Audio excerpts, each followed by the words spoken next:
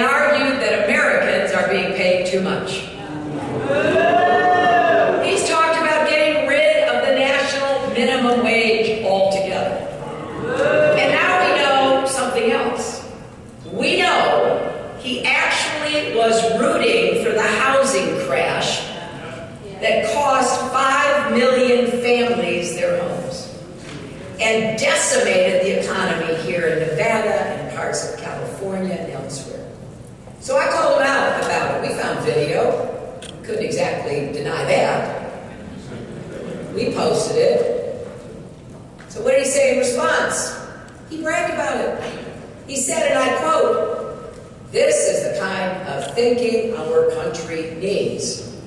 He said, profiting off working families getting kicked out of their homes and losing their jobs would be, and I quote, "a good result."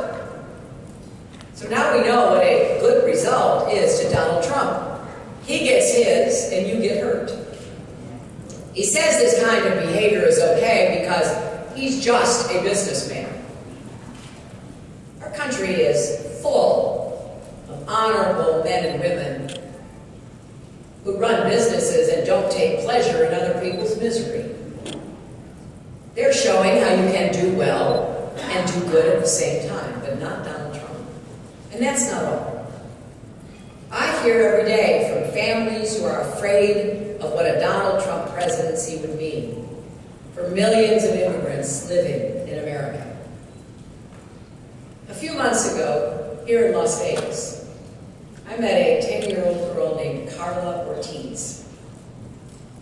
I was meeting with a small group of immigrants, some undocumented, some in mixed status families, namely some were legal and residents or citizens and others were undocumented.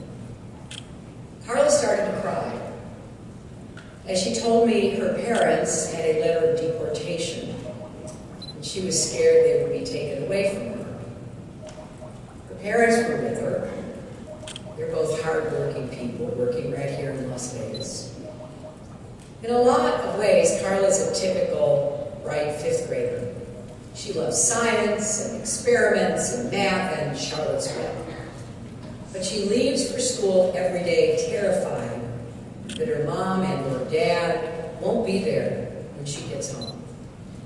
Her parents actually had to take her to a heart specialist who explained that living in constant fear was making her heart beat dangerously fast. So when Donald Trump talks about deporting 11 million immigrants, he's talking about ripping apart families like Carla's. He's talking about sending what he calls a deportation force to schools and workplaces and homes to round up moms and dads, grandparents, and even children.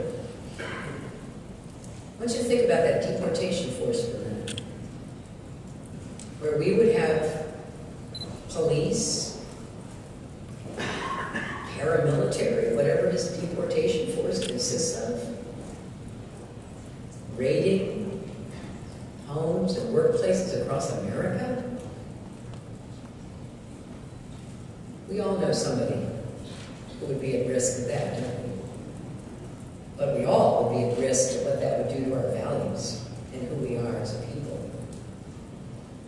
Donald Trump calls immigrants rapists and murderers. He's talking about families like Carla's and people who work in the places you represent. We must reject his wrong and dangerous vision for America. We have to stand up for hardworking American families, and that includes hardworking immigrants.